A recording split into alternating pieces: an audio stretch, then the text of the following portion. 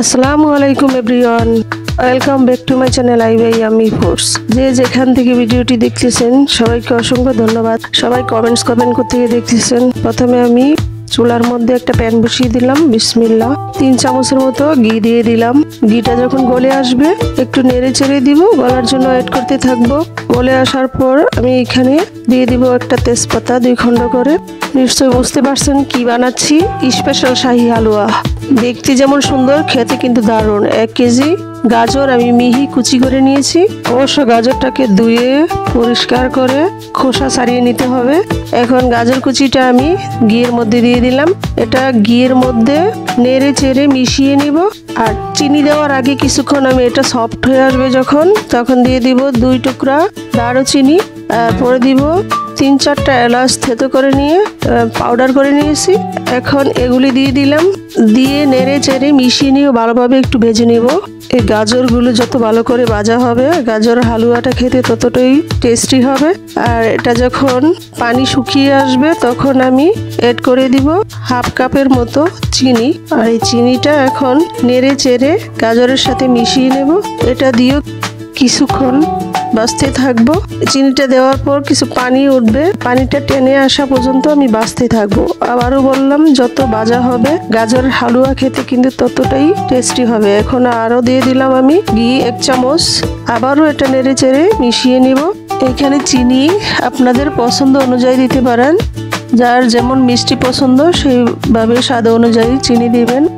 আর ঘিটা আমি দাবে দাবে দিচ্ছি। আবারও দিয়ে দিলাম 1 চামচ ঘি।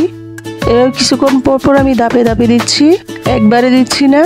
এভাবে করে আমি নেড়ে চেড়ে আবারও মিশিয়ে নেব। ঘিটা মিশাতে যখন একদম সিদ্ধ হয়ে যাবে না, একটু ক্রাঞ্চিনেস বজায় থাকবে, ওই টাইপের হইলে আমি এখন দিয়ে দিলাম কিছু বাদাম কুচি, কাঠবাদাম কুচি দিলাম। আপনারা যে কোনো বাদাম কুচি দিতে পারেন। আর এখানে এটা দিয়েও মিশিয়ে নিব।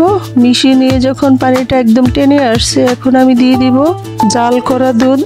1/2 কেজি দুধ জাল করে ঘন করে নিয়েছি। এখানে আমার 1 কাপ আর 1/2 কাপের মতো হয়েছে। পুরাটাই দিয়ে দিলাম। আর দিয়ে নেড়ে চেড়ে এখন একটা মিশিয়ে নিব। সব মিশ্রণটা যখন পুরোপুরি মিশে যাবে তখন আমি একটা ঢাকনা দিয়ে দিব। ঢাকনা দিয়ে কিছুক্ষণ কয়েক মিনিট ওয়েট করব পানিটা টেনে আসা পর্যন্ত। এখন দেখুন আমার পানিটা প্রায় টেনে আসছে। ঢাকনাটা খুলে আমি এখন নেড়ে চেড়ে দিব। আর ততক্ষণ পর্যন্ত নাড়তে থাকবো যতক্ষণ না পানিটা পুরোপুরি টেনে আসছে। এখন আবারও দিয়ে দিলাম 2 চামচের মতো ঘি।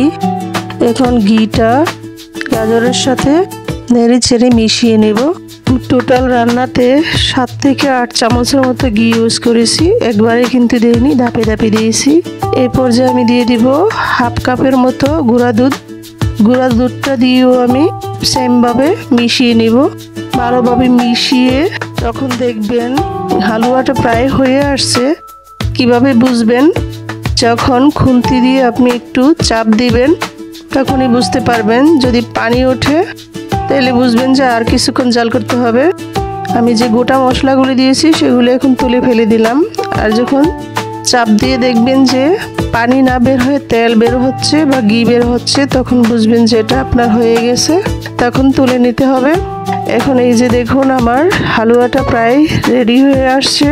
এই রমজানে, এই ঈদে অথবা যে কোনো সময় এই হালুয়াটা যে কাউকে খাওয়াবেন সে আপনার প্রশংসা করতে বাধ্য, এতটাই টেস্টি হয়।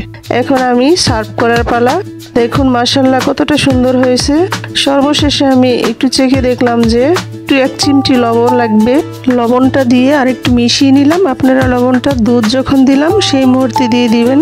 এখন দেখুন খুন্তি দিয়ে চেপে মনে হচ্ছে আমার হালুয়াটা রেডি হয়ে গেছে। এখন আমি তুলে নেব একটা সার্ভিং ডিশে।